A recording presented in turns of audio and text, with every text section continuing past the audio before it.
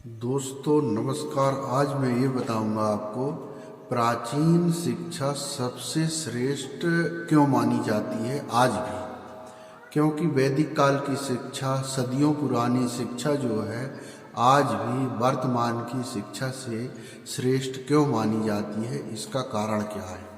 दोस्तों इसका मुख्य कारण ये है कि इसका हम पुराने जो अपने ग्रंथ हैं उससे हम ले सकते हैं। एक जो महाकाव्य है श्री रामचरितमानस, रामायण जो है वाल्मीकि रामायण, और तुलसीदास जी इसको अवधी भाषा में लिखे हैं, जो कि आपके अवध की भाषा है। उसमें एक जब भगवान राजा दशरथ के पुत्र भगवान राम, चार भाई राम लक्ष्मण भरत शत्रुघ्न, चार भाई जब वानप्रस्थ आश्रम जा रहे थे शिक्षा प्राप्त करने के लिए, तो उस समय ये राजा के बच्चे थे, इनके लिए सब सुविधाएं थी, लेकिन उस समय की शिक्षा श्रेष्ठ क्यों थी मैं आपको बताना चाहता हूँ। क्योंकि वहाँ जो है भिक्षा मांग करके आश्रम को चलाना पड़ता था, लकड़ियों को जंगल से ला करके, और गुरु के आश्रम में वहाँ जो है जितनी भी सुविधाएं रहती थी, जो गुरुकुल जो था वो वन में, वानप्रस्थ शिक्षा इसलिए बोला जाता था कि वनों में ये शिक्षा दी जाती थी जहाँ गुरु की कुटिया थी।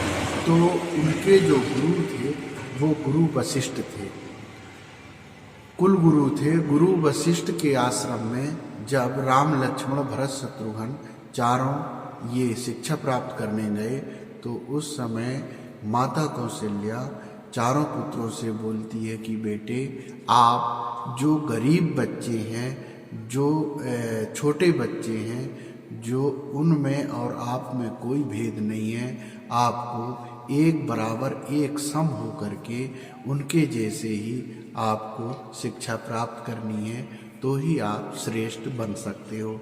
जबकि भगवान राम एक आदर्श थे और मर्यादा पुरुषोत्तम भी थे, वो भगवान ही थे, लेकिन वो भी उन अन्य जो गरीब बच्चे जो साथ में उनके आश्रम में रहते थे उनके समान ही वो शिक्षा प्राप्त किए, और कभी भी ऐसा उनको अनुभूति नहीं होने दिए कि हम बड़े घर से हैं या राजा के बेटे हैं। इस तरह की शिक्षा ही श्रेष्ठ थी, आज भी है और भविष्य में रहेगी।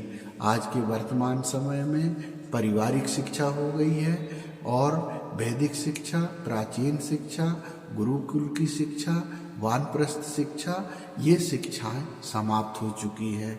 लेकिन पारिवारिक शिक्षा, स्कूली शिक्षा और आंगनबाड़ी है वर्तमान में, और ये छात्रावास है, ये जो है शिक्षा के माध्यम वर्तमान में जो हैं, ये कहीं ना कहीं किसी न किसी रूप में परिवार से और समाज से जुड़े होने के कारण वह शिक्षा मजबूत नहीं हो पाती है, जिसके कारण बच्चे का संस्कार उस तरह से नहीं हो पाता है जिस तरह से होना चाहिए। तो ये एक जानकारी हमने बताया आपको कि श्रेष्ठ शिक्षा पहले क्या थी और वर्तमान में शिक्षा श्रेष्ठ कौन सी है। यह आप जो वीडियो में आपको दिया बताया, तो इससे आपके समझ में आ गई होगी कि शिक्षा जो है वर्तमान की कैसी है और वास्तविक शिक्षा क्या होनी चाहिए, ताकि कहीं ना कहीं हम में कोई ना कोई कमियां हैं जिसकी हम पूर्ति किस तरह से करें, बच्चों में, खुद में, परिवार में, समाज में। तो ये एक आदर्श शिक्षा की बात है दोस्तों। नमस्कार, थैंक यू।